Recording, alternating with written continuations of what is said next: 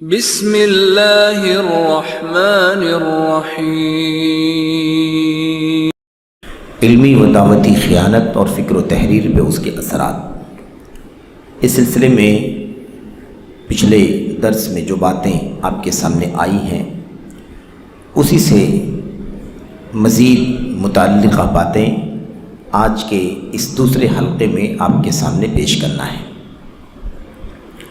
ہم نے آخری بات جو پڑھی ہے تو امام مالک رحمۃ اللہ علیہ کی بات ہے، جو انہوں نے بیان فرمایا ہے کہ ایک دن امام ربیعہ ابن ابو عبد الرحمن رو رہے تھے تو ان سے پوچھا گیا کہ آپ کیوں رو رہے ہیں، کیا کوئی مصیبت آ گئی ہے؟ انہوں نے فرمایا نہیں، مصیبت نہیں آئی ہے، لیکن ایسے لوگوں سے مسئلہ فتویٰ پوچھا جا رہا ہے جو لوگ علم والے نہیں ہیں۔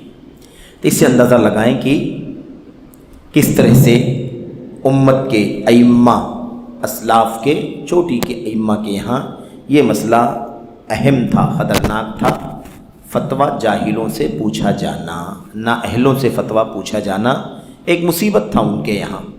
اور ہم لوگ جو مسئلہ پڑھ رہے ہیں وہ یہی پڑھ رہے ہیں کہ فتوے کے سلسلے میں علمی دعوے داری، علمی خیانت کے نمونے، اور یہ پہلا ہے یہ عنوان فتوے کے باب میں علمی خیانت۔ آگے لکھتے ہیں مصنف، صحیح بخاری میں ابو ہریرہ رضی اللہ عنہ سے مروی ہے، بیان کرتے ہیں کہ رسول اللہ صلی اللہ علیہ وسلم نے فرمایا، صحیح بخاری لکھا ہوا ہے، یہ روایت صحیح بخاری میں نہیں ہے، سنن کی روایت ہے، حدیث صحیح ہے لیکن صحیح بخاری میں نہیں ہے۔ یہ چونکہ ہم لوگ جو پڑھ رہے ہیں امام شاطبی رحمۃ اللہ علیہ کی بات ہے، امام شاطبی نے یہ بات لکھی ہے اپنی کتاب کے اندر، ظاہر ہے کہ غلطی کسی سے بھی ہو سکتی ہے۔ امام بخاری رحمۃ اللہ علیہ کی کتاب صحیح بخاری میں یہ حدیث موجود نہیں ہے۔ ابو ہریرہ رضی اللہ تعالیٰ عنہ بیان کرتے ہیں کہ اللہ کے نبی نے فرمایا، قبل الساعۃ سنون خداعا سنون خداعا یصدق فیہن الکاذب ویکذب فیہن الصادق ویخون فیہن الامین ویؤتمن فیہن الخائن وینطق فیہن الرویبضۃ، کہ اللہ کے نبی صلی اللہ علیہ وسلم نے فرمایا، آپ نے فرمایا قیامت سے پہلے دھوکے والے سال آئیں گے، قیامت سے پہلے دھوکے والے سال آئیں گے، ان میں جھوٹے کو سچا مانا جائے گا، یہی دھوکہ ہے کہ ہے جھوٹا لیکن اسے سچا سمجھا جائے گا، سچے کو جھٹلایا جائے گا، جو سچا ہوگا اسے جھوٹا قرار دیا جائے گا، امانت دار کو خائن سمجھا جائے گا، خیانت کرنے والا، اور خیانت کرنے والے کو امانت دار مانا جائے گا، اور ان میں رویبضہ بولے گا، ینطق بولے گا، بات کرے گا۔ اب اس میں جو چار پانچ جملے اللہ کے نبی علیہ السلام نے بیان فرمائے ہیں، یہ کس قدر اہم ہیں۔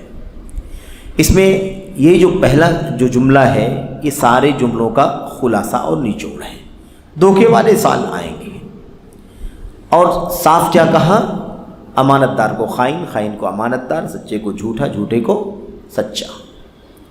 یہ مسئلہ، یہ حدیث کے چار جملے بھی ہم سے بہت گہرا تعلق رکھتے ہیں ہمارے موضوع سے۔ وہ آخری جملہ تو ہے ہی اس موضوع کے لیے سب سے بنیادی ٹکڑا، لیکن یہ چار جملے بھی بہت زیادہ اہم ہے۔ کیوں؟ اس لیے کہ سچ اور جھوٹ، اور ایسے ہی امانت اور خیانت، ان چیزوں کا تعلق صرف اور صرف دنیا داری میں نہیں ہے، بلکہ دنیا سے پہلے علم اور دین کے اندر ہے۔ پھر اللہ کے نبی صلی اللہ علیہ وسلم کو نبوت سے پہلے عرب کے لوگ، مکے کے لوگ، قریش کے لوگ امین اور صادق کہتے تھے کہ نہیں کہتے تھے؟ الصادق الامین، جاء الصادق الامین، سچا امانت دار آدمی آ گیا۔ پھر یہی اللہ کے نبی علیہ السلام کی صداقت اور امانت داری، اسی کا اثر یہ رہا کہ ہر مشورے میں، ہر پنچایت میں اللہ کے نبی کو بلاتے تھے، اتنا زیادہ اعتماد۔ اللہ کے نبی صلی اللہ علیہ وسلم کو اس وقت بھی بلایا مکے والوں نے، قریش کے لوگوں نے، جب خانہ کعبہ کی تعمیر کا وقت آیا اور حجر اسود کو منتقل کرنے کا وقت آیا تب بھی یہ مسئلہ آیا کہ جھگڑا حل کیسے ہوگا. حجر اسود مقدس پتھر ہے، ایک آدمی کوئی اگر اس کو ہاتھ میں لے کر کے اٹھا لے رکھ دے تو ساری برکت تو اس کے ہاتھ میں چلی جائے گی. تو بقیہ لوگوں کا کیا حق نہیں ہے؟ سب کا حق ہے. تو اس مسئلے کو حل کیسے کیا جائے؟ بڑا جھگڑا. انہوں نے حل بتایا. واقعہ سب جانتے ہیں سیرت میں کہ صبح سب سے پہلے جو آئے گا اس کے فیصلے پر ہم سب راضی ہو جائیں گے. فیصلہ سوچ لیا امانت داری صداقت کی بنیاد پر، اور سب سے پہلے خود پہنچ گئے. سب سے پہلے نبی کریم صلی اللہ علیہ وسلم سب سے پہلے خود پہنچ گئے. اب ہوا یہ کہ جب لوگ پہنچے سوچ کر کے کہ پہلے میں آ رہا ہوں، دیکھا اللہ کے نبی پہلے سے پہنچے. جیسے نظر پڑی جگہ پر کہا الصادق الامین قبلا، ہم سے پہلے صادق اور امین آ گئے. تو مسئلہ حل ہو گیا. اللہ کے نبی نے فرمایا چادر لے کر کے آؤ، اور اس نے حجر اسود کو رکھ دیا. کہا جتنے قبیلے کے لوگ ہیں سب لوگ ہاتھ لگا کر کے چادر کو اٹھائیں منتقل کر دیں، اور پھر اس کو جگہ پر لے کر رکھا تو اپنے ہاتھ سے اٹھا کر کے لگا دیا. اللہ کے نبی صلی اللہ علیہ وسلم کی یہ خوبیاں سچائی اور امین. یہاں دیکھیے حدیث کے اندر 4 جملے اسی سے متعلق. اب اللہ کے نبی امین تھے، صادق تھے. عرب کے لوگ ان کو امین اور صادق مانتے تھے. جیسے نبوت کا تاج آپ کے سر مبارک پر رکھا گیا اور آپ نے توحید کا پیغام امت کے سامنے پیش کیا، انہی لوگوں نے جو آپ کو صادق کہتے تھے آپ کو کاذب کہنے لگے. آپ کو سچا کہنے والے وہی آپ کو جھوٹا کہنے لگے، اور آپ کو امانت دار کہنے والے لوگ آپ کو خائن کہنے لگے، بددیانت کہنے لگے. معاملہ کہاں ہے؟ امانت اور خیانت اور سچائی اور جھوٹ کا تعلق صرف اور صرف روپے پیسے کے دینے لینے سے نہیں ہے. اس کا سب سے پہلے اگر کسی چیز سے تعلق ہے تو اللہ تعالیٰ کے اصل دین سے. توحید امانت، شرک خیانت، سنت امانت، بدعت خیانت ہے کہ نہیں؟ ہر جگہ سلف کی دلیلیں موجود ہیں. امام مالک نے کہا تھا جو شخص کوئی چیز دین میں نئی نکالے اور اس کے بارے میں کہے کہ یہ اچھی چیز ہے، ایک بدعت نکالے اور اس کو کیا کہے بڑی اچھی چیز ہے، فقد زعم ان محمدًا صلی اللہ علیہ وسلم قد خان الرسالہ، تو سمجھ لو کہ وہ یہ گمان کر رہا ہے، یہ کہہ رہا ہے کہ اللہ کے نبی صلی اللہ علیہ وسلم نے رسالت کو پہنچانے میں خیانت سے کام لیا. دیکھا آپ نے خیانت آ گئی کہ نہیں آ گئی؟ تو امانت اور خیانت، سچائی جھوٹ کا پہلے تعلق جو ہے وہ اللہ کی توحید سے ہے. توحید امانت ہے، سچائی توحید امانت ہے اور سچائی ہے. سچائی صدقا من قلبہ، اللہ کے نبی من قال لا الہ الا اللہ صدقا من قلبہ، جس نے لا الہ الا اللہ کہا اپنے دل کی سچائی سے، سچے دل سے جس نے کہا. تو سچائی روپے پیسے مال دولت قرض اور اس کے علاوہ کیا نام ہے عاریہ اجارہ، اس میں تو بعد میں، پہلے اللہ کی توحید اور اللہ کے نبی کی سنت کی راہ سے جس کو منہج ہم کہہ رہے ہیں اس سے اس کا گہرا تعلق ہے. تو علم بھی امانت ہے. قرآن سنت کا علم کیا ہے؟ امانت ہے.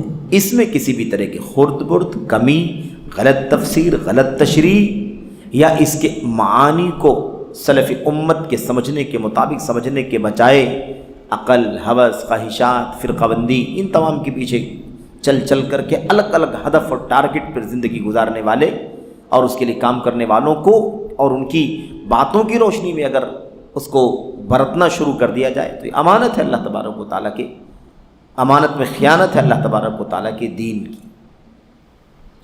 تو امانت اور سچائی، تو ابھی جب تک امانت اور سچائی تھی تب تک مسئلہ آسان تھا، لیکن اللہ کے نبی فرماتے ہیں کہ آگے مستقبل میں دھوکے والے سال آنے والے ہیں. اب جب امین کو امین سمجھا جائے گا تو بہت مسئلہ آسان ہے، امانت دار آدمی کبھی خیانت نہیں کرے گا. لیکن اگر ایک امانت دار کو خائن سمجھ لیا جائے تو امانت سے محروم ہو جائیں گے لوگ، اور خائن کو امانت دار سمجھ لیں تو بہت بڑا خسارہ کر لیں گے اپنے لیے. سچے کو جھوٹا اگر بنا دیا جائے تو ایک سچا آدمی غیر معتبر ہو جائے، اور جھوٹے کو سچا بنا لیا جائے تو سب لوگوں کو دھوکہ ہو جائے گا، نقصان ہو جائے گا۔ اس لیے اللہ کے نبی نے فرمایا یہ دھوکے والے سال ہوں گے جو مستقبل میں آنے والے ہیں۔ تو یہ ساری چیزیں آپ دنیا، پیسے، دولت، قرض، اس سے پہلے آپ اس کو اللہ کے اس دین کی امانت اور سچائی سے آپ اس کو جوڑ کے سمجھیں۔ سچے علماء کو لوگ سچے علماء نہیں سمجھتے، سچے علماء کو سچے علماء نہیں سمجھتے، اور غیر سچے علماء کو سچا بنا رکھا ہے۔ امانت دار علماء کو امانت دار نہیں سمجھتے، انہیں خائن سمجھتے ہیں، اور خائنوں کو امانت دار سمجھتے ہیں۔ دیکھ لیجئے کتنی بدعات کا چلن چل رہا ہے۔ کیا یہ امانت دار لوگ ہیں؟ خائن ہے کہ نہیں خائن ہے؟ یہ بہت بڑا مسئلہ ہے اپنے آپ۔ اس کے بعد اخیر میں کیا فرمایا؟ وَيَنْتِقُ فِيهِنَّ الرُّوَيْبِضَةُ۔ یہ ہے اصل میں اپنا یعنی خاص لفظ جس کے لیے یہاں پر اس بات کو، اس حدیث کو یہاں پر نقل کیا ہے مصنف نے۔ رویبضہ بولے گا، ایسا آدمی ہے رویبضہ جو بولے گا جسے نہیں بولنا چاہیے، اسے خاموش رہنا چاہیے۔ اگر یہ آدمی جو اہل نہیں ہے، نااہل ہے، نااہل آدمی اگر خاموش رہے تو بہت ساری مشکلوں سے خود بھی نجات پا لے گا اور امت کو بھی بہت ساری مصیبتوں میں پڑنے سے بچا لے گا۔ لیکن افسوس یہ لوگ بات کرتے ہیں جن کو نہیں بولنا چاہیے۔ اس لیے ہم نے اس سے پہلے پڑھا ہے کہ بعض اسلاف نے کیا کہا؟ لو سکت من لا يعلم لسقط الخلاف۔ اگر جاہل آدمی چپ رہے تو اختلاف ہی نہیں ہوگا۔ جاہل آدمی چپ ہو جائے، نہ بولے، تو اختلاف کی جڑی ختم ہو جائے گی، اختلاف ہی ساقط ہو جائے گا، ہوگا ہی نہیں اختلاف، ہوگا تو یوں ہی ختم ہو جائے گا۔ لیکن جاہل آدمی بولتا ہے، بے علم آدمی بولتا ہے، اور افسوس یہ ہے کہ جتنا بے علم ہے اتنا زیادہ بولتا ہے، اس لیے کہ علم اس کو روکتا ہے، اس کو کنٹرول میں لاتا ہے، اس کو دائرے میں رکھتا ہے، کیا بولنا ہے، کب بولنا ہے، کتنا بولنا ہے، صحیح بولنا، غلط بولوں گا تو جواب دہی اللہ تبارک و تعالیٰ کے ہے۔ یہ علم ہی سے کنٹرول میں آتا، اور جب علم نہیں ہے تو پھر زیادہ بولے گا، زیادہ بولے گا، حتیٰ کہ ان کے خلاف بھی بولے گا جو علم کے امانت دار ہیں، علم کے امینوں کے خلاف بھی بات کرے گا۔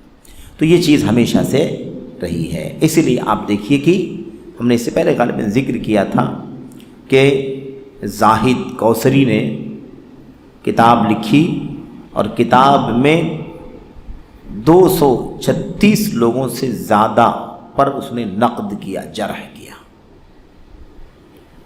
اور کافر، فاسق، ضال، مضل، گمراہ، بدعتی اور کیا کیا نہیں کہا۔ جتنے الفاظ اوچھے اور سطحی قسم کے ہو سکتے تھے سب استعمال کیے۔ اور ہم نے ذکر کیا تھا کہ شروع کہاں سے کیا؟ صحابہ سے، تابعین، تبع تابعین، ائمہ، محدثین، اور اس کے علاوہ دیگر امت شریعت کے علوم کے علماء، امام ابن تیمیہ، امام ابن قیم، حافظ ذہبی، مطلب کسی کو نہیں، مطلب 236 شخصیات پر نقد کیا اس آدمی۔ تو اس کا مطلب یہ ہے کہ بھئی تمہاری کیا حیثیت ہے کہ تم صحابہ سے لے کر کے سب پر نقد کر رہے ہو؟ یہ حالت ہوتی ہے۔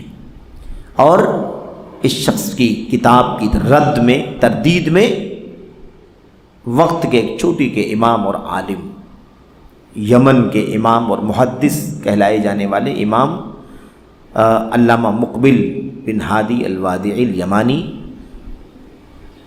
نے رحمۃ اللہ علیہ نے مستقل کتاب لکھی، التنکیل بما فی تأنیب الکوثری من الاباطیل، اور بھی کتاب لکھی۔ اس کا ایک مقدمہ مستقل لکھا طلیعۃ التنکیل کے نام سے، اور اس کے بعد مستقل 2 موٹی جلدیں مستقل لکھی تانیب کوثری کے اندر، جتنی بکواس فضول کیا سب کا جواب دیا ہے۔ تو بہرحال جاہل جو ہے وہ زیادہ بولتا ہے، اس لیے کہ اسے جواب دہی کا احساس نہیں ہے۔ جس کے پاس علم اس احساس سے کم بولتا ہے۔ ابھی آگے باتیں آ رہی ہیں کہ کس طریقے سے ہمیں یہ بات سمجھائی جا رہی ہے۔ اچھا، کہتے ہیں علماء نے کہا کہ رویبضہ وہ پست اور حقیر آدمی ہے جو عوام الناس کے مسائل میں گفتگو کرے۔ کہ تمہاری کوئی حیثیت نہیں ہے، تم پوری امت کے مسئلے کے حل کرنے کی بات کرتے، کوئی حیثیت، سطحی قسم کا حقیر آدمی۔ اللہ کے نبی نے کہیں فرمایا احمق آدمی، کہیں اللہ کے نبی نے فرمایا التافہ، گیا گزرا آدمی، کہیں اللہ کے نبی علیہ السلام نے السفیہ کا لفظ استعمال کیا، بیوقوف، نادان آدمی، جاہل آدمی. یہ ساری باتیں الفاظ اللہ کے نبی صلی اللہ علیہ وسلم کی حدیث میں آئے ہیں. تو عوام الناس کے مسائل میں گفتگو کرے، یعنی گویا وہ عوام الناس کے مسائل میں بولنے کا اہل نہ ہوگا پھر بھی بات کرے گا. سمجھ رہے ہیں؟ ایک مسئلہ یہ ہے نا، آج معیار پیمانے بدل گئے. یہ دھوکے پر میں بات کر رہا ہوں ابھی. سنون خداعن یا سنون خداعہ، مختلف الفاظ ہیں روایتوں کے. عجیب مسئلہ تو یہ ہے کہ نااہلی اس قدر عام ہے کہ یہ فیصلہ بھی کوئی نہیں کر پاتا ہے کہ کس کو بولنا چاہیے. بھئی اگر علم کا مسئلہ ہے تو میں کتنا بھی دولت مند ہوں، مجھے حق نہیں پہنچتا بات کرنے کا، کیونکہ میری دولت سے متعلق مسئلہ نہیں ہے. میں بہت بڑے منصب پر فائز ہوں اور میں سمجھتا ہوں کہ مجھے بات کرنے کا حق ہے، میں جو چاہوں بولوں. بھئی مجھے نہیں حق پہنچتا، گرچہ وہ منصب میرا بہت اونچا ہے لیکن اس منصب کا موضوع نہیں ہے یہ. کسی کی شہرت بہت زیادہ ہے، وہ سمجھتا ہے مجھے بولنا چاہیے، لوگ سمجھتے ہیں کہ اس کو بولنا چاہیے، ہے کہ نہیں؟ یا ایک بات تھوڑا سا اور آگے بڑھ جائیں تو بعض ایسے لوگ بھی سماج میں رہتے ہیں جن کی غنڈہ گردی چلتی ہے. یہ لفظ اس لیے استعمال کیا کیونکہ زیادہ استعمال میں ہے.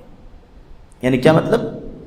اب وہ ذرا سا یعنی تیکھے مزاج کا ہے، جلی کٹی سنا دیتا ہے، لوگ اسے گھبراتے ہیں، ڈرتے ہیں، اس کے شر سے بچنا چاہتے ہیں، تو کچھ لوگ جو ہے وہ اس کو بلاتے ہیں وہ بات کرے کہ وہ سمجھتا ہے کہ میں جو چاہوں گا بولوں گا اور میری بات مانی جائے گی. مسئلہ اصل میں یہ ہے کہ کوئی معیار اور کوئی پیمانہ باقی نہیں بچا ہے. آج کسی کا جھگڑا ہو جائے، وراثت کے مسئلے میں جھگڑا ہو جائے، کس کو کیا ملنا چاہیے کس کو کیا نہیں ملنا چاہیے، جھگڑا ہو گیا. طلاق کی نوبت آ گئی، جھگڑا ہو گیا میاں بیوی میں، خلا کی نوبت آ گئی، اور کوئی اس طرح کا مسئلہ ہو گیا تو پنچایت ہوتی کس کو بلا کے لاتے ہیں معلوم آپ کو؟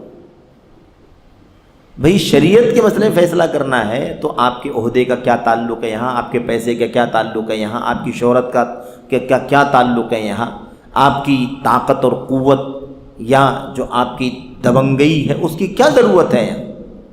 وہ مسئلہ اس سے متعلق نہیں ہے، یہ مسئلہ علم کا ہے.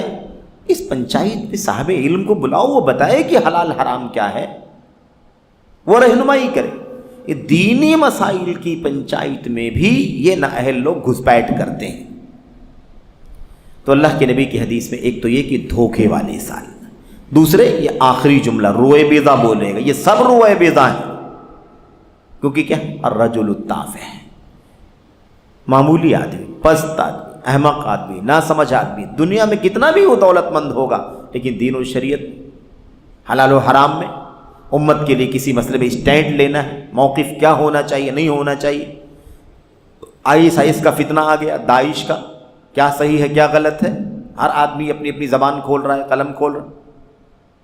آپ کا کیا دخل ہے بھائی اس سے؟ آپ کا میدان نہیں، آپ کو اس کا علم نہیں، کیوں بات کرتے ہیں آپ؟ یہ روئے بیضا ہے کہ نہیں؟ کم علم، بے علم، دین سے نسبت رکھنے والے بھی لیکن جن کے پاس علم نہیں ہوتا وہ آدمی اس میں بات کرتا ہے، امت کی رہنمائی کرنا شروع کر دیتا ہے. کیا دخل ہے؟ ابھی مہاماری کورونا کے حالات آئے، اس میں بہت ساری شریعت کے مسائل کا تعلق تھا، اس سارے مسئلے اہل علم سے تعلق رکھتے تھے، لیکن کن لوگوں نے بات کرنا شروع کیا؟ روئے بیضا نے بات کرنا شروع کر دیا. ابو بکر بغدادی کا فتنہ جب آیا، وہی داعش کی بات چل رہی ہے، یعنی اس کا اپنا مسئلہ آیا کہ اس کو خلیفۃ المسلمین، امیر المسلمین ماننے کی نوبت آ گئی. لوگوں نے جھٹ سے اعلان کر دیا کہ جو ہے وہ ایسا ہے ویسا ہے اور مسلمانوں کا امیر ہے. کیا ہے سبھی؟ وَيَتَكَلَّمُ فِيهِنَّ الرُّوَيْبِضَةُ، ان دھوکے والے سالوں میں روئے بیضا نااہل آدمی بات کرے گا. وہ اپنے میدان کا کتنا بھی اونچا ہو سکتا ہے لیکن اس میدان میں وہ تافہ، حقیر، سفیہ، احمق آدمی ہے، نہ سمجھ آدمی ہے، اس کو حق نہیں پہنچتا ہے کہ بات کرے. تو یہ ایک بہت عجیب و غریب المیہ ہے دنیا کا، سماج کا. عمر بن خطاب رضی اللہ تعالیٰ عنہ کا یہ قول دیکھیں، قد علمت متى يهلك الناس اذا جاء الفقه من قبل الصغير استعصى عليه الكبير واذا جاء الفقه من قبل الكبير تابعه الصغير فاہتدیا، عظیم الشان قول ہے۔ چھوٹے بڑے کو پتہ ہونا چاہیے کہ کس کو بولنا ہے کس کو نہیں بولنا ہے۔ کہتے ہیں میں بہت اچھی طرح جانتا ہوں کہ لوگ ہلاک کب ہو جائیں گے، لوگوں کی ہلاکت بربادی کب ہوگی، میں جانتا ہوں کیا مطلب؟ ایسا نہ کوئی علم غیب کا دعویٰ کر رہے ہیں، یعنی جو قیاسات ہوتے ہیں ظاہر اسباب کے اعتبار سے، علم سبب ہے ہدایت کا، جہالت سبب ہے ضلالت کی، اس اعتبار سے کہ میں اچھی طرح جانتا ہوں کہ لوگوں کی ہلاکت کب ہوگی، نہیں لوگ کب مٹیں گے برباد ہوں گے، جب فقہ صغیر کی طرف سے آئے، علم کس کی طرف سے آئے؟ چھوٹے کی طرف سے آئے، استعصى علیہ الکبیر، تو بڑے کو اسے تسلیم کرنے میں دشواری ہوتی ہے، بڑا اسے تسلیم کرنا نہیں چاہتا، بہت گرانی، بار، مشقت، پریشانی ہوتی ہے۔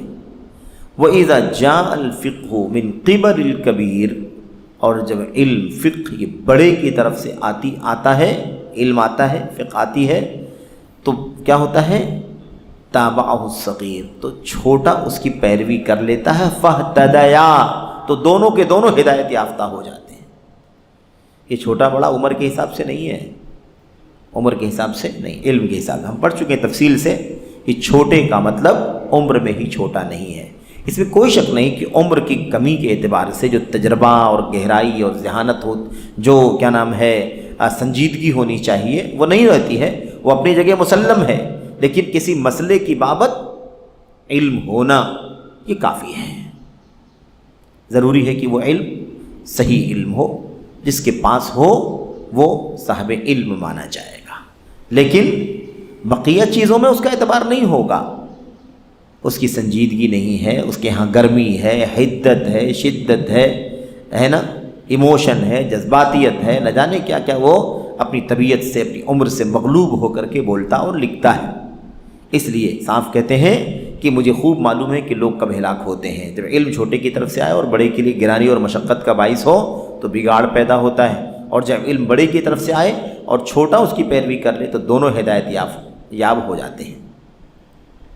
اچھا، عبداللہ بن مسعود رضی اللہ تعالیٰ عنہ کا وہ قول بھی ہمارے سامنے آیا ہے، پھر لا يزال الناس بخير ما اخذوا العلم من اکابرهم فاذا اخذوه عن اصاغرهم وشرارهم هلكوا، لوگ ہمیشہ مسلسل خیر و بھلائی میں رہیں گے جب تک علم کس سے لیں گے؟ من اکابرهم، اپنے بڑوں سے لیں گے، اپنے بڑوں سے علم لیں گے۔ فاذا اخذوه عن اصاغرهم وشرارهم، اور جب چھوٹوں سے اور بروں سے علم لیں گے، ہلاکو، تو ہلاک ہو جائیں گے۔ اب عبداللہ بن عمر بن خطاب نے کیا کہا تھا؟ متی یہلک الناس، لوگ کب ہلاک ہوں گے میں جانتا ہوں۔ یہ دیکھو،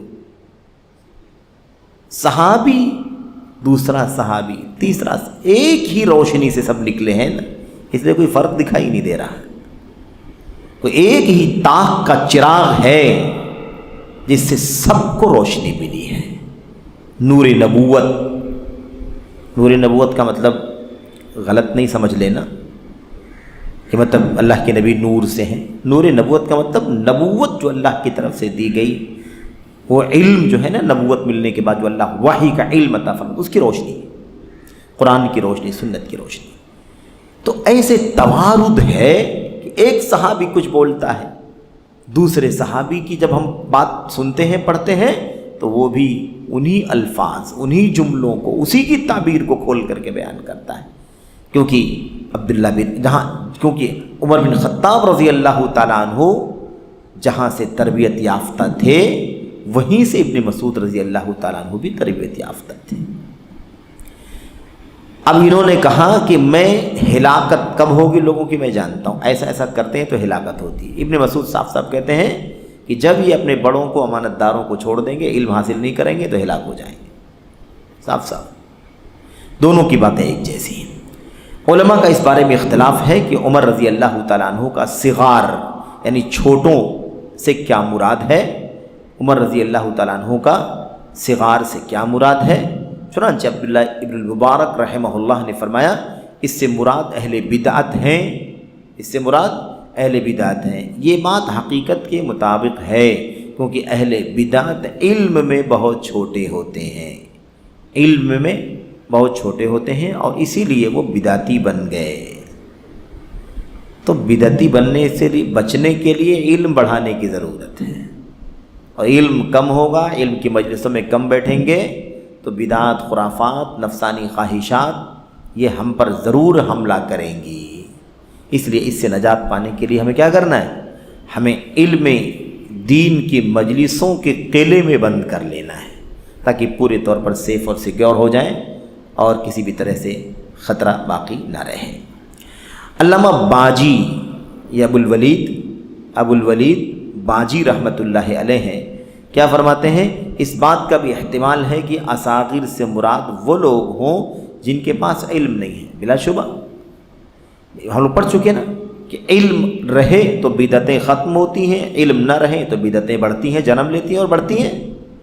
تو یہاں دیکھیے علامہ باجی کہتے ہیں اس بات کا بھی احتمال ہے، یعنی عمر بن خطاب رضی اللہ تعالیٰ عنہ کی جو بات ہے اس پر بات کر رہے ہیں۔ کہا تھا نا کہ جب فقہ صغیر کی طرف سے آئے تو کیا ہوتا ہے اور کبیر کی طرف سے آئے تو کیا ہوتا ہے، اس کے بارے میں علامہ باجی کی بات ہے، کہتے اس بات کا احتمال ہے، یعنی حدیث میں یہ معنی بھی ہو سکتا ہے کہ اصاغر سے مراد وہ لوگ ہوں جن کے پاس علم نہیں ہے۔ بلا شبہ لا علم اصاغر ہیں۔ کہتے ہیں عمر رضی اللہ عنہ چھوٹوں سے مشورہ کیا کرتے تھے، حالانکہ ان کی مجلس مشاورت میں ادھیڑ عمر والے اور جوان سال ہر طرح کے علماء صحابہ شریک رہتے تھے۔ تو یہ تو ہے، اس سے کہاں انکار ہے، ہم لوگوں نے پڑھا بھی ہے الحمدللہ کہ علم اگر ہے تو عمر کم بھی ہے تب بھی اس کے علم کا اعتبار ہے۔ اصل میں آج کے علم میں اس وقت کے علم میں فرق ہے۔ اس وقت کا علم نصوص تھا، نصوص۔ اس وقت کہتے ہیں علم حدیث کا جانکار، کیا مطلب ہے؟ اللہ کے نبی کی سنتوں کا حافظ ہے، اس کے معنی کو سمجھنے والا ہے، اس کی تفسیر جاننے والا ہے، یہ ہے۔ آج کیا سمجھا جاتا ہے؟ آج میرے بھائیوں، آج علم کا معنی لفاظی ہے، جو جتنا زیادہ اپنی زبان استعمال کر لے، گھما لے، لوگوں کو ورغلا لے، بہکا لے، اپنے دام فریب میں پھانس لے، الٹے سیدھے شبہات لا کر کے لوگوں کے ذہن خراب کرے، لوگوں کو حق کی راہ دکھانے کے بجائے اس طرح کے عقلانی جھنجھٹوں میں ڈال کر کے ان کو مصروف کرنے کی کوشش کی۔ تو یہ فرق ہے پہلے والوں میں اور آج کے لوگوں میں۔ ان کا علم حدیث کا عالم ہے، یعنی کیا مطلب؟ اتنی ساری حدیثیں یاد ہیں، اتنی ساری حدیثیں یاد ہیں۔ اور آپ نے سنا ہوگا اس سے پہلے امام احمد بن حنبل رحمۃ اللہ علیہ سے پوچھا گیا کہ اگر کوئی آدمی فتویٰ دینا چاہتا ہو تو اسے کم سے کم کتنی حدیثیں معلوم ہونی چاہیے؟ کیا 3 لاکھ حدیثیں یاد ہوں تو فتویٰ دے سکتا ہے؟ انہوں نے کہا کہ نہ، اتنے فتویٰ نہیں دے سکتا ہے۔ تو کہا پھر کتنی 4 لاکھ میں دے سکتا ہے؟ کہا لا، نہیں دے سکتا ہے۔ کہا 5 لاکھ اگر حدیثیں یاد ہوں تو فتویٰ دے سکتا ہے؟ تو کہا ارجو، امید کرتا ہوں کہ دے سکتا ہے۔ سمجھ رہے ہیں؟ یہ حالت تھی۔ تو آج حالت کیا ہے؟ ہر حالت یہ ہے کہ علم کا راستہ ہی لوگ نہیں جانتے، اصاغر کی فہرست میں شامل ہونا چاہتے، اصاغر سے جڑنا چاہتے ہیں، علم والوں سے جڑنا نہیں چاہتے۔ اور جہاں بھی علم اور علماء کی بات آ رہی، ایک بات ایک دم طے ہے کہ صرف اور صرف علماء کے نام سے جانے جانے والے مقصود نہیں ہیں۔ یہاں قرآن، سنت، صحابہ، سلف کی راہ پر جو چل کر کے علم حاصل ہوتا ہے، اسی کا علم جس کے پاس ہے وہ علماء یہاں پر مراد ہے۔ تو حضرت ابن عمر رضی اللہ تعالیٰ، عمر بن خطاب رضی اللہ تعالیٰ چھوٹوں سے مشورہ کرتے تھے، حالانکہ مجلس میں بڑے لوگ رہا کرتے تھے ادھیڑ اور جوان عمر کے۔ اس کی وجہ کیا ہوتی تھی؟ اس کی وجہ یہ ہوتی تھی کہ اس کے پاس وہ علم ہوتا تھا، عمر کم ہے لیکن علم اس کے پاس موجود ہے۔ ابن عباس موجود ہے، ابن عباس عمر کے حساب سے تو چھوٹے ہیں لیکن نبی کی دعا کی برکتوں سے علم اتنا ہے کہ بہت سارے بڑے صحابہ سے بھی زیادہ علم والے ہیں۔ اللہم فقہہ فی الدین وعلمہ التاویل، اللہ انہیں دین کا فقیہ بنا دے اور قرآن کریم کا سب سے بڑا مفسر بنا دے۔ تو ابن مسعود رضی اللہ تعالیٰ عنہ نے میرے بھائیوں کس قدر گہرا علم حاصل کیا، وہ سب ان کے طلب علم کی بات بھی ہم جانتے ہیں کہ کتنی جفاکشی سے علم حاصل کیا۔ آج ہمارا حال ہوتا نا، کسی نے اگر 2 لفظ میں تعریف کر دی ہے تو پھر آدمی سمجھتا ہے کہ وہ عالم علم ہو گیا، بہت اونچے منصب پر پہنچ گئے، آپ پڑھنے وڑھنے کی کہاں ضرورت ہے۔ لیکن دیکھیے نبی کی زبان سے دعا نکلی کہ اللہ ان کو فقیہ بنا دے دین کا، اور تعویل علم تفسیر سکھا دے۔ اس کے بعد ایسے دوڑ دوڑ کے بڑے بڑے صحابہ کے مسجد کے دروازوں پر جا کر کے نہ دھوپ دیکھا، نہ گرمی دیکھی، نہ بارش دیکھا، نہ طوفان دیکھا، نہ ریت، نہ مٹی، نہ ہوا، کچھ نہیں دیکھا، بس علم حاصل کرنے کے پیچھے بھاگ گئے۔ آخر وقت بھی آیا جب پوری امت کا مرجع بن گئی ابن عباس رضی اللہ تعالیٰ عنہ۔ تو میرے بھائی تفسیر کی جہاں تک بات ہے تو تفسیر ابن عباس کے نام سے باقاعدہ مستقل تفسیر لکھی ہوئی ہے، جو انہوں نے تفسیریں جو بیان کی ہیں اس کو علماء نے جمع کیا ہے۔ ایسے ہی اور بھی کتابیں ہیں، تنویر المقباس فی تفسیر ابن عباس، اس طرح کے عناوین سے بھی، جس میں ابن عباس رضی اللہ تعالیٰ عنہ کی علم تفسیر کے وہ باریک نکتے اور باریک علم کی گہرائی کے نمونے آپ کو دکھائی۔ تو ابن عباس رضی اللہ تعالیٰ عنہ مشورہ اسی لیے کرتے تھے کیونکہ عمر ضرور کم ہے لیکن وہ علم کا گہرا ان کے پاس ملکہ اور خزانہ ہے۔ کہتے ہیں تیسری بات، اس بات کا بھی احتمال ہے کہ اصاغر سے مراد وہ لوگ ہوں جن کی کوئی قدر و حیثیت نہ ہو، ہے نا، یعنی اصاغر کا ایک معنی یہ بھی ہو سکتا ہے کہ ایسے لوگ مراد ہیں جن کی کوئی قدر اور حیثیت نہ ہو۔ کہتے ہیں اور ایسا تب ہی ہو سکتا ہے جب دین و اخلاق اور ادب و مروت کو پس پشت ڈال دیا جائے، ٹھیک ہے، جن کی کوئی قدر و حیثیت نہ ہو۔ بھئی آدمی کی حیثیت کب جاتی ہے، آدمی کا مقام کب جاتا ہے، آدمی کی عزت کب جاتی ہے، جب دین و اخلاق اور ادب و مروت کو پس پشت ڈال دے کوئی آدمی، نہ دین سمجھے، نہ اخلاق سمجھے، نہ مروت سمجھے، اور نہ دین، ورنہ دین و اخلاق کی پابندی کرنے والے کا معاملہ اونچا اور ان کی قدر و منزلت بلند ہونا ضروری ہے۔ اس میں کوئی شک نہیں ہے کہ اس کی اسی وجہ سے ایسا ہوتا ہے۔ اچھا، میں سمجھتا ہوں بات واضح ہو گئی، یعنی عمر بن خطاب رضی اللہ تعالیٰ عنہ اپنی بات جو ان کا قول ہے کہ میں جانتا ہوں کہ لوگ کب ہلاک ہوں گے، اس میں جو آیا ہوا ہے نا صغیر اور کبیر، چھوٹے سے علم، بڑے سے علم، تو یہاں پر یہ 3-4 معنی بتلا رہے ہیں کہ عمر بن خطاب کی اس روایت کے اندر آخر اصاغر سے یا صغیر سے کیا مراد ہے، یہ بتا رہے ہیں۔ کہتے اس تفسیر کی وضاحت اس روایت سے بھی ہوتی ہے جسے ابن وہب نے مقطوع سند کے ساتھ حسن سے روایت کیا ہے۔ فرماتے ہیں مقطوع سند کسے کہتے ہیں، منقطع نہیں بلکہ مقطوع مطلب تابعی کا قول، مقطوع کا مطلب تابعی کا قول۔ تو کیا ہے، دیکھیے حسن بصری ہی ہے نا، حسن بصری تابعی ہے، ان کا قول دیکھیں اور اسی قول کو پڑھ کر کے ہم ہے نا انشاءاللہ تبارک و تعالیٰ اس درس کا انشاءاللہ تبارک و تعالیٰ اختتام کریں گے، اس قول کے مطلب اختتام پر بات ختم کریں گے انشاءاللہ تبارک و تعالیٰ، یا پھر امام شاطبی کی بات کو مکمل کر کے ختم کریں گے۔ آگے تھوڑا سا حصہ باقی ہے۔ صفحہ نمبر 98 پر دیکھیے حسن بصری رحمۃ اللہ علیہ نے کیا کہا ہے، العامل علی غیر علم کالسالک علی غیر طریق والعامل علی غیر علم یفسد اکثر مما یصلح فاطلبوا العلم طلبا لا تضروا بالعبادة واطلبوا العبادة طلبا لا تضروا بالعلم فإن قوما طلبوا العبادة وتركوا العلم حتى خرجوا بأسيافهم على أمة محمد صلی اللہ علیہ وسلم ولو طلبوا العلم لم يدلهم على ما فعلوا۔ بڑا ہی عظیم الشان قول، حسن بصری ہے نا، یہ حسن بصری ہیں۔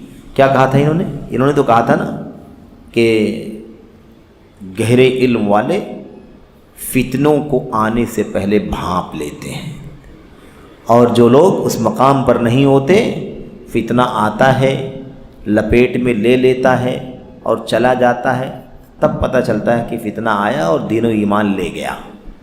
تو ابن حسن بصری، ابو الحسن حسن البصری کیا فرماتے ہیں، دیکھیے علم کے بغیر عمل کرنے والا، علم کے بغیر عمل کرنے والا ایسے ہی ہے جیسے غلط راستے پر چلنے والا، جس راستے پر چلنا چاہیے اس راستے پر نہیں چلتا۔ والعامل علی غیر علم یفسد اکثر مما یصلح، یہ اگلا جملہ جو ہے یہ نتیجہ ہے، جو شخص علم کے بغیر عمل کرتا ہے وہ جتنا بھلا کرتا ہے اس سے کہیں زیادہ برا کرتا ہے، جتنا بھلا کرتا ہے اس سے کہیں زیادہ برا کرتا ہے۔ جملے یاد رکھنا، جتنا بھلا کرتا ہے اس سے کہیں زیادہ برا کرتا ہے۔ ہو سکتا ہے بھلا کرنے والے بھی ہوں، لیکن راستہ برابر نہ ہو تو بھلا جتنا کرتے ہیں اس سے زیادہ برا کرتے ہیں۔ تو ہم کہاں کہتے ہیں کہ بھئی جو میدان میں علم اور دعوت کا اسٹیج میدان پکڑ کے بیٹھے ہوئے ہیں وہ 101% غلط ہی کرتے ہیں، ایسا تو ہم نہیں کہتے نا۔ جو لوگ کہتے ہیں نا بڑا کارنامہ ہے، وہ ایسا کہتے ہیں، ان کا فلاں کام ہے، ان کا فلاں کام ہے، انہوں نے اتنا فلاں کام کر دیا، تو ہم کہاں کہتے ہیں وہ کام نہیں کیا؟ لیکن ہمیں یہ نقطہ سمجھنا ہے کہ العامل علی غیر علم کالسالک علی غیر طریق والعامل علی غیر علم یفسد اکثر مما یصلح، جتنا بھلا کرتا ہے اس سے کہیں زیادہ برا کرتا ہے۔ فاطلبوا العلم طلبا لا تضروا بالعبادہ، اس لیے ایسے حاصل کرو، علم ایسے حاصل کرو کہ عبادت کو نقصان نہ پہنچاؤ، اور عبادت ایسے حاصل کرو کہ علم کو نقصان نہ پہنچاؤ۔ یعنی ٹھیک ہے، کیونکہ عبادت عمل ہے، عبادت علم پر عمل ہے، تو اب ایسا نہیں ہونا چاہیے کہ علم حاصل کرے عبادت کو ضائع کر دے، یا عبادت کرے اور علم کو ضائع کر دے، ایسا نہ کرے۔ کیوں ایسا کیوں کہا جا رہا ہے؟ کیا ہوگا نتیجہ؟ فَإِنَّ قَوْمًا طَلَبُوا الْعِبَادَةَ وَتَرَكُوا الْعِلْمَ حَتَّى خَرَجُوا بِأَسْيَافِهِمْ عَلَى أُمَّةِ محمد، اس لیے کہ کچھ لوگوں نے عبادت حاصل کی، عبادت طلب کی اور علم چھوڑ دیا، یہاں تک کہ نتیجہ یہ ہوا کہ اپنی تلواریں لے کر کے امت محمد کے خلاف نکل کھڑے ہوئے۔ یہ کافر ہے، یہ کیا ہے؟ کافر، اس کی گردن مار دو، یہ فلاں کافر ہے، اس کی گردن مار دو، اس طرح سے بات کیا۔ وَلَوْ طَلَبُوا الْعِلْمَ، آخری جملہ، وَلَوْ طَلَبُوا الْعِلْمَ لَمْ يَدُلَّهُمْ عَلَى مَا فَعَلُوا، اگر ان لوگوں نے علم حاصل کیا ہوتا، کیا کیا ان لوگوں نے کیا؟ یہ کہ عبادت کرنے لگے، علم چھوڑ دیا، نتیجہ یہ نکلا کہ امت محمد کے خلاف تلواریں لے کر کے نکل گئے، یعنی خارجی کہہ کر کے اسے قتل کرنے کے لیے کہنے لگے۔ اور ہوا کیا آخر میں؟ کہتے ہیں اگر یہ علم حاصل کرتے تو یہ علم انہیں اس چیز کی رہنمائی نہیں کرتا جو یہ کر رہے ہیں، جو کچھ یہ کر رہے ہیں جہالت کی بنیاد پہ کر رہے ہیں، اگر علم ہوتا تو یہ لوگ ایسا کام نہیں کرتے۔ یہ ہے، اب اس سے اندازہ لگائیں کہ کس طرح سے علم نہ ہونے کی وجہ سے، علم کے بغیر عمل کرنے کی وجہ سے لوگ اپنی تلواریں لے کر کے نکل جاتے ہیں امت محمد کے خلاف۔ یعنی کیا مطلب؟ خود امت محمد کے خلاف بغاوت کا جھنڈا، قتل، خوریزی، مار دھاڑ، یہ سارے کام کرنا شروع کر دیتے ہیں۔ اس سے مراد کون لوگ ہیں؟ نیچے کہتے ہیں خوارج۔ یہ کون ہیں؟ خوارج ہیں۔ اللہ عالم یہ مراد خوارج ہیں اس سے، کیونکہ انہوں نے قرآن پڑھا مگر اس میں تفقہ حاصل نہ کیا، جیسا کہ حدیث رسول میں ہے یقرؤون القرآن لا یجاوز تراقیہم، یہ خوارج قرآن تو پڑھیں گے لیکن یہ قرآن ان کے گلے سے نیچے نہیں اترے گا، یہ قرآن ان کے گلے سے نیچے، نرخرے سے نیچے نہیں، آگے نہیں جائے گا۔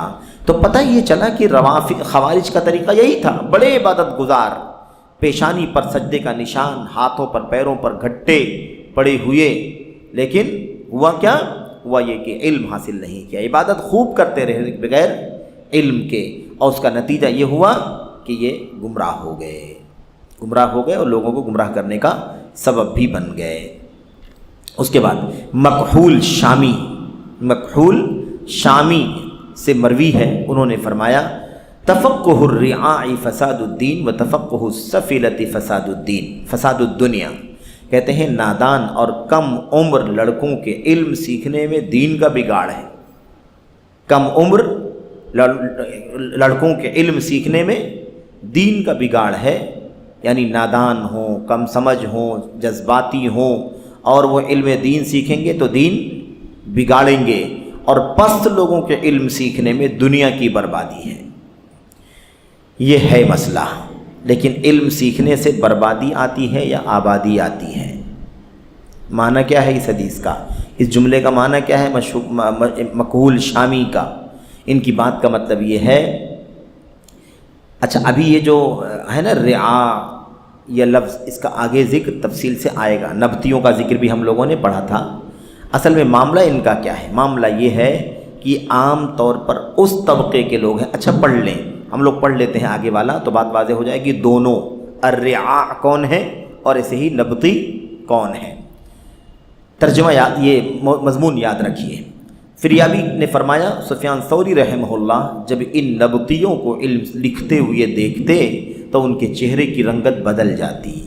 میں نے ان سے کہا اے ابو عبداللہ، میں آپ کو دیکھتا ہوں کہ آپ جب آپ ان لوگوں کو علم لکھتے ہوئے دیکھتے ہیں، ان لوگوں کو علم لکھتے ہوئے دیکھتے ہیں تو آپ کو بہت گرا محسوس ہوتا ہے، یعنی ایسا کیوں ہے کہ آپ کا چہرہ بدل جاتا ہے؟ تو انہوں نے فرمایا کان العلم فی العرب وفی سادات الناس وَإِذَا خَرَجَ عَنْهُمْ فَصَارَ هَؤُلَاءِ النَّبْطِ إِلَى هَؤُلَاءِ النَّبْطِ وَالسَّفِلَةِ غُيِّرَ الدِّينُ۔ علم عربوں میں تھا کیونکہ شریعت کی زبان عربی ہے، قرآن سنت اور شریعت کی زبان عربی ہے، اور سرداروں میں تھا، یعنی کیا مطلب اونچے مقام کے لوگوں میں تھا، مگر جب ان سے نکل کر ان نبطیوں اور پست لوگوں میں آ گیا تو دین ہی بدل دیا گیا۔ یہ دونوں قول ہو گئے۔ اب دیکھیے یہ آگے والی جو پیراگراف ہے اس میں دونوں کی وضاحت ہو جائے گی اور اسی پر ہم بات کو ختم کریں گے۔ یہاں پر امام شاطبی کی بات بھی مکمل ہو جائے گی۔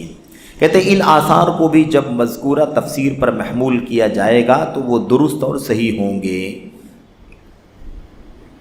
بات سمجھ میں آئی؟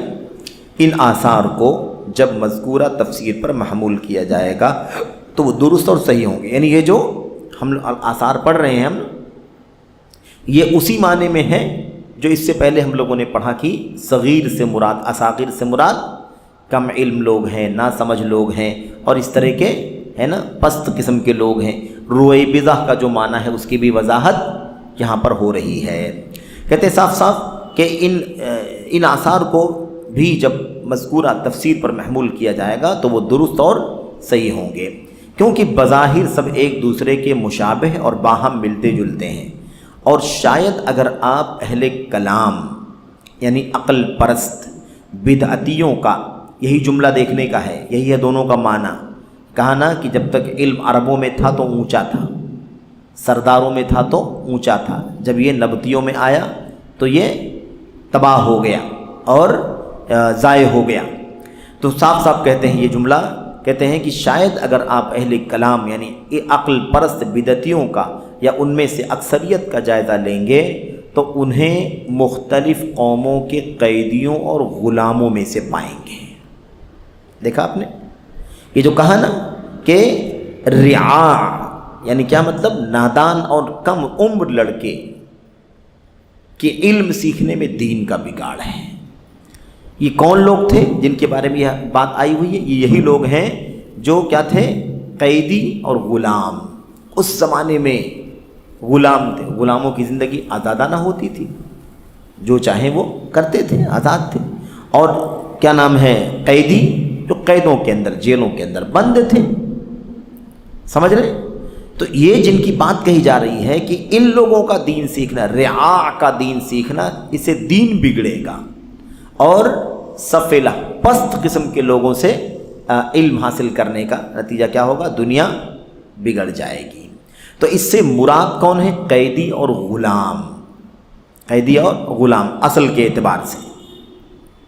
نیز ان لوگوں میں سے پائیں گے جن کی اصل عربی زبان نہیں ہے، ان کی زبان عربی نہیں ہے، ان کے یہاں بھی اس طرح کے انحرافات پائے جاتے ہیں، اور آج کل برادروں کا فتنہ پورا کا پورا اسی پر موقوف اور مبنی ہے کہ عربی زبان عرب کے ہیں بھی نہیں، بھئی ہم سب عرب کے نہیں ہیں، عجم کے ہیں، لیکن ہمیں عربی سیکھنے کی تو ضرورت ہے نا، جتنی عربی ہم سیکھ لیں کہ اللہ کی دین و شریعت کو سمجھیں، اور اساتذہ کی نگرانی میں ہی پڑھنا ہوگا تو سمجھ میں آئے گا۔ صرف لینگویج پڑھنے سے قرآن سمجھ میں نہیں آ سکتا۔ آج ڈکشنریاں کھول کھول کے ہمارے بھائی قرآن کی تفسیر حل کر رہے ہیں، ڈکشنری کھول کھول کے لوگ صرف حدیث کا ترجمہ کر رہے ہیں، تفسیر کر رہے ہیں۔ صرف ڈکشنریوں سے مسئلہ حل نہیں ہوگا، ڈکشنریوں سے لفظی معنی معلوم ہوگا، اور عربی زبان پورے طور پر اگر معلوم ہوگی تو ہم اللہ کے نبی کے اصحاب اور تابعین کے اسوے کو بھی پڑھ سکیں گے، سمجھ سکیں گے۔ تو صاف کہتے ہیں کہ ان لوگوں میں سے پائیں گے جن کی اصل زبان عربی نہیں ہے، یہ گمراہ ہونے والے جن کی بات چل رہی ہے۔ چنانچہ اسی کے نتیجے میں اللہ کی کتاب کو غلط سمجھا جاتا ہے۔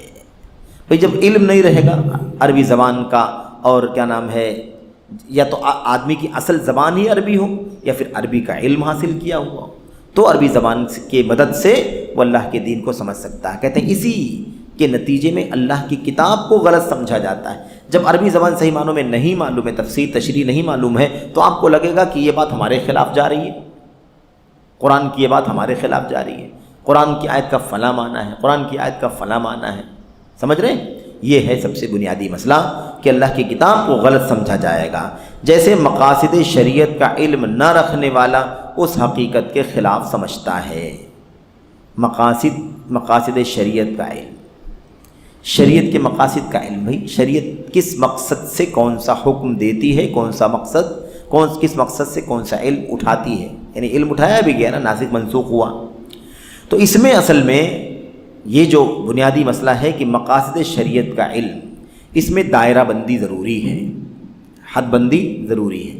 دیکھیے مقاصد شریعت کا علم کتاب سنت صحابہ کی زندگی سے اگر ہمیں حاصل ہو جائے تو الحمدللہ، لیکن اگر مثال کے طور پر اگر ہمیں شریعت کے مقاصد کا پتہ نہ چلے کہ یہ حکم اللہ نے دیا ہے، اس کے پیچھے کیا مصلحت ہے، چور کا ہاتھ کاٹا جائے گا، اس کے پیچھے کیا مصلحت ہے، زناکار شادی شدہ نہیں ہوگا تو 100 کوڑے مار کے اس کو 1 سال کے لیے شہر بدر کر دیں گے، لیکن اگر شادی شدہ ہوگا تو اس کو یہ سلوک نہیں کریں گے، یہ سزا نہیں دیں گے، بلکہ 100 اونٹ کا نہیں، کیا بات چل رہی ہے، مقاصد شریعت کی بات چل رہی ہے نا۔ تو مقاصد شریعت میں یہ مسئلہ عام طور پر یورپ اور انگریزی دنیا مستشرقین ان کی طرف سے کافی اعتراضات آئے ہیں۔ مسئلہ یہی ہے بنیادی، اگر ہم یہ کہیں کہ بھائی شریعت کے کسی بھی حکم کا مقصد ہماری سمجھ میں آ جانا چاہیے تو ہی ہم مانیں گے، اگر ہم یہ طے کریں گے تو 100% ہم انکار کریں گے بہت ساری چیزوں کا، کیونکہ عقلیں ناقص ہیں اور شریعت اللہ کی طرف سے اتری ہے۔ تو ضروری نہیں کہ ہماری عقل ہر چیز کو کیچ کر لے، اگر کیچ کر لے تو الحمدللہ، اور اگر نہ کیچ کرے تو کیا کریں گے، تو بھی مانیں گے، اپنی عقل کو غلط ٹھہرائیں گے۔ کوئی کہہ سکتا ہے شادی شدہ ہے تو اس کو پتھروں سے مار کے ختم کیا جا رہا ہے، کیا حکمت ہے اس کے پیچھے؟ زانی اور ایک زانی شادی شدہ نہیں ہے، اس کو سزا کیا دی جا رہی ہے؟ 100 کوڑے مارے جائیں گے، 100 کوڑے مارے جائیں گے، اور 1 سال کے لیے شہر سے باہر۔ قتل کرنے والا، قتل، اب وہ قتل کی تفصیل، قتل عمد ہے، قتل خطا ہے، قتل شبہ عمد ہے، کون سی قسم ہے، اس کے اعتبار سے اس کا تاوان ہے، 100 اونٹ ہیں، اس سے کم ہے، زیادہ ہیں، اس کی سب ڈیٹیل ہے جو فقہ کی کتابوں کے اندر حدود اور قصاص کے مسائل میں ہمیں پڑھنے کو ملتی ہے۔ وہ تو اصل یہ ہے کہ مقاصد شریعت کا علم نہ رکھنے والا اسے حقیقت کے خلاف سمجھتا ہے۔ تو اگر علم ہے اور شریعت کا مقصد جانتا ہے تو بہت آسان ہے، لیکن شریعت کا علم نہیں رکھتا ہے، شریعت کے مقاصد کو نہیں جان سکتا ہے، تو ایسی صورت میں پھر وہ 100% انکار کرے گا اور حقیقت کے خلاف سمجھے گا۔ لیکن یہ بات ہم نے اس لیے ذکر کی کہ ایسا بھی نہیں ہے کہ مقاصد شریعت کا، ساری شریعت کے تمام مسائل کے مقاصد کا علم ہمیں ہو ہی جائے۔ نہ یہ ضروری ہے کہ ہر مسئلے کا مقصد بتایا گیا ہو، اللہ کے دین میں سارے احکام کے مقاصد نہیں بیان کیے گئے، اگر مقاصد بیان کیے گئے ہیں تو بہت اچھا ہے، نہیں مقاصد بیان کیے گئے ہیں، اہل علم تلاش کرتے ہیں تو ٹھیک ہے، اگر سمجھ میں آ جائے تو امان لینا چاہیے، نہیں سمجھ میں آ جائے تو شریعت کے مسائل کو، احکام کو پھر بھی مان لینا چاہیے، یہ کہہ کر کے کہ بھائی ہمارا ایمان ہے، ہماری عقل میں بات نہیں آ رہی ہے تو ہماری عقل غلط کر رہی ہے، یہ ہونا چاہیے۔ کل من عند ربنا، سب ہمارے رب کی طرف سے ہے، سب ہمارے رب کی طرف سے ہے۔ آمنا بہ کل من عند ربنا، ہم ایمان لاتے ہیں۔ تو اصل چیز یہ ہے میرے بھائیوں، آج آپ کو ملیں گے اتنے سارے مسائل، اس کا ذکر آئے گا انشاءاللہ تبارک و تعالیٰ، تو ہم تفصیل سے اس کو پڑھیں گے۔ میں صرف اشارہ کرنا چاہتا ہوں کہ آج بہت ساری حدیثوں کے خلاف بات کرنے والے ایسی بات کرتے ہیں، آپ کو ملیں گے لوگ۔ اللہ کے نبی صلی اللہ علیہ وسلم نے فرمایا کہ شہد سے شفا ملتی ہے، آج کوئی سائنس کی تحقیق کر کے آتا ہے، کہتا نہیں اس سے تو فلاں بیماری بڑھ جاتی ہے، اب کیا کہیں گے اس کو؟ کہیں بھائی ٹھیک ہے، نہیں سمجھ میں آتا ہے تو ٹھیک ہے، نہ مانو، ہم جانتے ہیں کہ اللہ کے نبی نے فرمایا ہے کہ شفا یابی مل جاتی ہے۔ اللہ کے نبی نے فرمایا کہ جب تم میں سے کسی کے کیا نام ہے کسی کے کھانے میں پینے میں اگر مکھی بیٹھ جائے ہے نا تو اسے ڈبا دو اور ڈبا کر کے اسے نکال کر کے پھینک دو. کیوں؟ اللہ کے نبی نے فرمایا اس کے ایک پر میں شفا ہوتا ہے، دوسرے پر میں بیماری ہوتی ہے. فَإِنَّ فِي إِحْدَى جَنَاحَيْهِ دَاءٌ وَفِي الْآخَرِ شِفَاءٌ. مکھی چلی گئی، کیا کریں گے آپ؟ چائے ہے، دودھ ہے، پانی ہے، بھئی کسی کو کراہت ہے تو نہ کھائے، پھینک دے. لیکن شریعت کیا کہتی ہے کہ مکھی جو گئی ہے اس میں اس کے ایک پر میں بیماری ہے اور دوسرے میں شفا ہے. بیماری والا پر ڈال دیا اس نے آپ کے دودھ میں، آپ کے پانی میں، اللہ کے نبی کہتے ہیں کہ اس کے دوسرے پر کے اندر شفا ہے. اسے ڈبو گے تو جو بیماری گئی ہے دوسرے والے پر سے وہ شفا یابی میں بدل جائے گی، اور اس کے بعد اس پانی کو استعمال کر لو. آج عقل پرست آتے کہ سمجھ میں نہیں آتا ایسا کیسے ہو سکتا ہے، اور انکار کر دیتے ہیں. تو ایسے بہت سارے لوگ ہیں. خلاصہ کلام یہ ہے کہ ہم شریعت کے مقاصد کو جانیں تو بھی، نہ جانیں تو بھی ہمیں اس پر یقین کرنا، تسلیم کرنا، مان لینا ضروری ہے. یہاں پر علامہ شاطبی رحمۃ اللہ علیہ کی بات ختم ہوئی، اور انشاءاللہ آگے مزید باتیں آئیں گی. اللہ سے دعا کرتے ہیں کہ اللہ تبارک و تعالی ہمیں ان مسائل کو گہرائی سے پڑھنے کی، سمجھنے کی توفیق عطا فرمائے. آمین رب العالمین. وصلی اللہ وسلم وبارک علی نبینا محمد وعلی آلہ وصحبہ اجمعین. والسلام علیکم ورحمۃ اللہ وبرکاتہ.